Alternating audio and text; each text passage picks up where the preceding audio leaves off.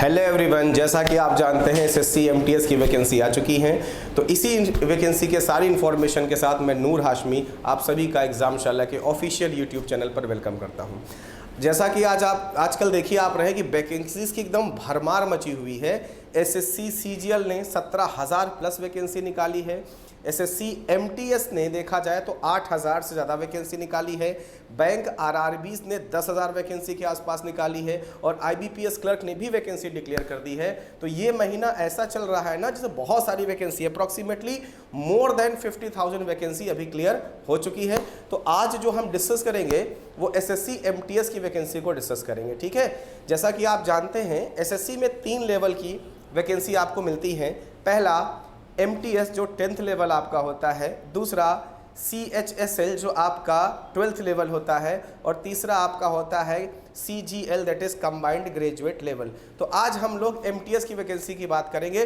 बहुत बढ़िया जॉब है, अप्रॉक्सीमेटली 8,000 से ज़्यादा वैकेंसी हैं और इसमें 2 तरह की वैकेंसी इस बार आपको दी गई हैं। पहला कि भाई एमटीएस वाले क्या हैं, कितने हैं, और एक हवलदार की भी पोस्ट आती है बहुत अच्छी सी। ये हवलदार की पोस्ट एक तरीके से कांस्टेबल से अच्छी ही होती है और नॉर्मली इन हवलदार को आप जीएसटी इंस्पेक्टर के साथ साथ जो रेट डालते हैं ना वहाँ पे आप इनको देखते हैं। तो बहुत बढ़िया वैकेंसी है। अगर आपके पास 10th पास है तो आप ये वैकेंसी भर सकते हैं। तो आज हम सारे के सारे डिटेल्स इसी वैकेंसी के यहाँ पर डिस्कस करने जा रहे हैं, ठीक है। तो देखते हैं, बहुत बढ़िया जॉब है एसएससी ने। अब देखिए क्या डेट है, कैसे इन्फॉर्मेशन है, मैं सारी बातें आपको क्लियर कर दे रहा हूँ।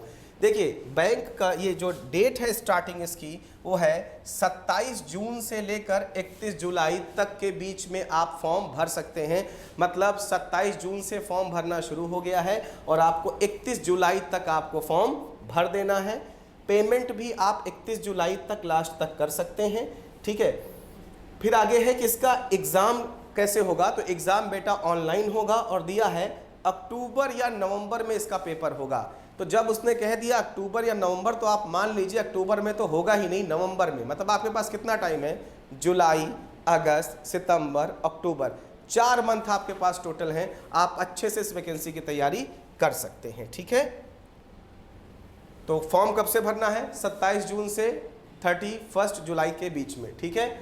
आगे क्या है कि कब तक आप फॉर्म में सही कर सकते हैं। तो आप देखें ना, online applications commission will provide a period of 2 days, 2 दिन आपको देगा अगर आप उसमें चाहें तो कोई भी। हालांकि फॉर्म आप गलत मत भरिएगा, निश्चित होकर ही भरिएगा, लेकिन 2 दिन मॉडिफिकेशन के भी आपको दिए जाएंगे। आप जानते हैं एसएससी बड़ा इकोनॉमिकल है, बहुत चीज़ों को देखकर संभल के करता है। और आप जानते हैं एसएससी में केवल जनरल वालों का फीस और ओबीसी वालों का फीस जो है वो 100 रुपीज़ होता है। बाकी सब का फ्री ऑफ कॉस्ट है, चाहे बॉयज़ हों चाहे गर्ल्स हों। तो देख लीजिए कि 100 रुपये का आपको फॉर्म, एप्लीकेशन फ़ी अगर मैं बात करूं कितने की है तो आप ये देख रहे हैं 100 रुपये का आपको फॉर्म मिलता है, ठीक है। वैकेंसी टोटल कितनी है, मैंने कहा था ना 8,000 से ज़्यादा है। तो देखिए वैकेंसी कितनी है, 8,326 वैकेंसी। सोचिए मतलब अभी एक बार वैकेंसी केवल 10,000 के आसपास आई थी, उसके बाद बहुत बड़ी वैकेंसी इस बार एसएससी ने दी है जिसमें एमटीएस की पोस्ट। एमटीएस एक्चुअली होते क्या है, एमटीटीएस मल्टीटास्किंग के तरीके से बात किया जाए, एमटीएस बोले तो क्या, मल्टीटास्किंग। मतलब जो कहीं ना कहीं फाइल को इधर से उधर करना, डाक को इधर से उधर करना, डेस्क टाइप की थोड़ी जॉब है। देखिए पहले इसमें वो आते थे कि लोग जो साफ सफाई वाले और घर में प्यून टाइप के, लेकिन अब ऐसा बिल्कुल भी नहीं है। एमटीएस कोई प्यून की जॉब नहीं है, बस ये है कि आप ऑफिशियल हेल्प करेंगे, मल्टीटास्क करेंगे, ठीक है। तो एक तो एमटीएस की वैकेंसी है 4,887, जिसमें से जो हवलदार हैं आप देखिएगा कितनी अच्छी पोजीशन है। हवलदार आप हैं तो हवलदार के लिए भी जो वैकेंसी है 3,439। और ये हवलदार आप कहाँ बनेंगे, सीबीआईसी और सीबीएन, इनमें हवलदार बनेंगे। जैसे जीएसटी इंस्पेक्टर होता है तो उनके साथ जैसे रेड कोई डालने जाता है वो कौन जाएंगे, वो हवलदार ही जाएंगे। बहुत बढ़िया जॉब है। आगे दिया है कि वैकेंसी की डिटेल्स वहाँ पे दी गई है। और एक बात अच्छी कि यहाँ हवलदार में कोई बहुत अच्छा फिजिकल होने की ज़रूरत नहीं है, नॉर्मल है तो भी चलेगा, हाइट वाइट की। देख लीजिए वैकेंसी दी गई है कि 2024 में जो वैकेंसी है वो आई है 8,326 और सबसे ज़्यादा वैकेंसी आई थी 2022 में 12,523। और कितने लोगों ने फॉर्म भरा था, 54 लाख लोगों ने लगभग फॉर्म भरा, तो 54,73,000 लोगों ने फॉर्म भरा 22 में। तो ये मान के चलिए इस बार भी 50 लाख से कम तो फॉर्म पड़ेंगे ही नहीं। 8,000 पोस्ट के लिए कम से कम 50 लाख फॉर्म पड़ेगा, ये बात करिएगा। और 4 महीने आपके पास है, आप पूरा तैयार, पूरा सेम टू सेम एसएससी का सिलेबस है आपका, ठीक है। अगर हम बात करें कि कितनी वैकेंसी किस स्टेट में कितने डिपार्टमेंट में है, तो सारी वैकेंसी आपको यहाँ पे दी गई है कि यह वैकेंसी गोवा में। अब आप सबसे अच्छा देख लीजिए, हैदराबाद में 133 पोस्ट है, वडोदरा में कितनी है 223 पोस्ट है। तो इस तरीके से डिपार्टमेंट वाइज और स्टेट वाइज वैकेंसी दी गई है। अच्छा, एक बात और कि आपकी एज क्या होनी चाहिए, आपकी एज होनी चाहिए 18 से 25 साल। मतलब कि अगर आप जो है फॉर्म भरना चाहते हैं एमटीएस का, तो मिनिमम 18 साल और मैक्सिमम 25 साल के अगर आप हैं तो ये फॉर्म भर सकते हैं। लेकिन अगर आप हवलदार भरना चाहते हैं तो उस केस में 18 से 27 तक का काम हो जाएगा, मतलब 2 साल का एक्स्ट्रा आपको हवलदार में आपको मिलेगा, ठीक है। तो ये सारी चीज़ें हैं। रिजर्वेशन तो आप जानते ही हैं, अगर आप SC ST हैं तो 5 साल का रिजर्वेशन आपको मिल जाएगा, OBC है तो 3 साल का मिल जाएगा, ये है। तो MTS बनने के लिए 18 से 25 और हवलदार बनने के लिए 18 से 27। नेक्स्ट आगे देखिए, क्वालिफिकेशन क्या है ये मैंने आपको पहले ही बता दिया कि जिस बंदे का 10th क्वालिफाई है ना, वो बहुत आराम से बना सकता है। उसका मैट्रिकुलेशन मतलब 10th होना चाहिए, और कब तक, 1 अगस्त 2024 तक अगर वो 10th पास हो जाता है तो वो आराम से फॉर्म भर सकता है, ठीक है। और एक बात और कि डेट ऑफ बर्थ जो मानी जाएगी ना, वो 10th का जो सर्टिफिकेट है वही की मानी जाएगी, मतलब आधार वाली डेट ऑफ बर्थ को कंसीडर नहीं करेंगे, ये बात जान लीजिएगा, ठीक है। और एक बात और दिया गया कि अगर कोई बंदा किसी भी कैटेगरी से बिलोंग करता है तो वो उसी कैटेगरी से भरे। प्राइमरली पहले क्या होता था, अगर कोई बंदे की कैटेगरी रॉन्ग हो जाती थी तो हम उसको जनरल ट्रीट कर लेते थे, लेकिन इस बार ऐसा नहीं है। कई बार से ऐसा हो रहा है कि अगर आप EWS हैं तो EWS का सर्टिफिकेट आपके पास होना चाहिए, वरना आपको जनरल नहीं मानेंगे, हम आपको सिस्टम से ही आउट कर देंगे। वही लिखा हुआ है कि उनको अपना सर्टिफिकेट प्रोवाइड करवाना पड़ेगा, जिस भी कैटेगरी से वो फॉर्म भरना चाहेंगे,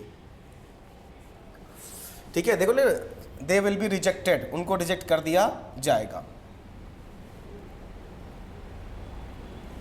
pre existing photograph of himself, देखो कहा है, मतलब ये पीछे वही वाला मैंने आपको बताया था कि अब आपका लाइव फोटो जाता है, भाई कैमरा रहेगा सामने से आपका फोटो लेगा, पुराना कोई फोटो अपलोड नहीं करना है।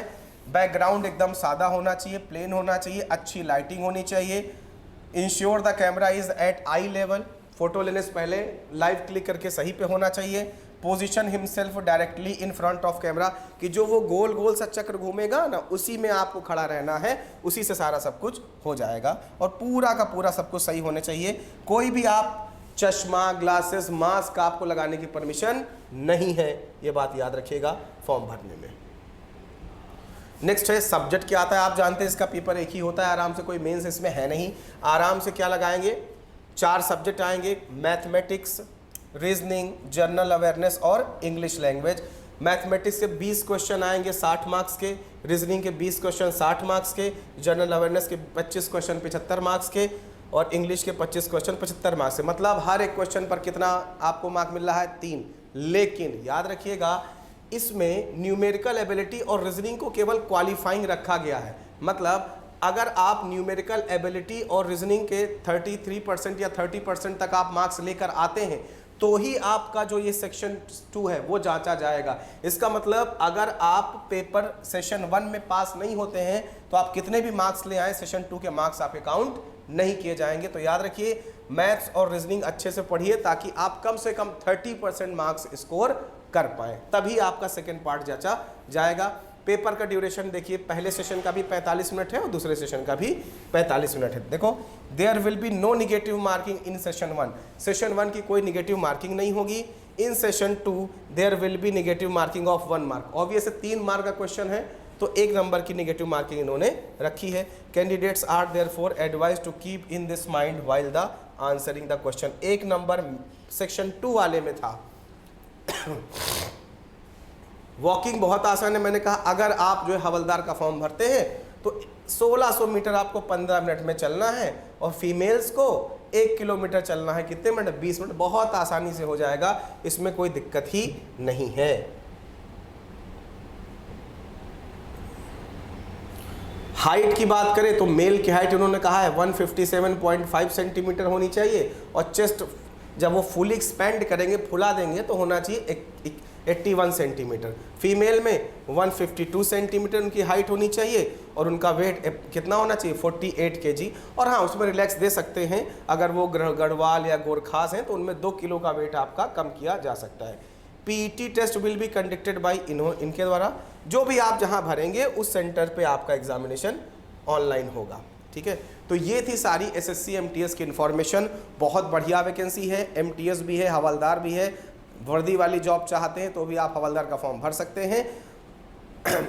फॉर्म भरना शुरू हो चुका है और जुलाई इसका लास्ट डेट है, तो प्लीज़ एकदम देर ना करें, एग्जामशाला के नियरेस्ट ब्रांच विजिट करें। आपको हर हफ्ते न्यू बैचेस आपको हर एक टाइम स्लॉट में यहाँ पे मिलते हैं। एसएससी के यहाँ सेपरेट बैच आपको प्रोवाइड किए जाएंगे, चाहे वो एसएससी एमटीएस हो, सीजीएल हो या सीएचएसएल हो। तो please do visit at Examshala. Thank you so much.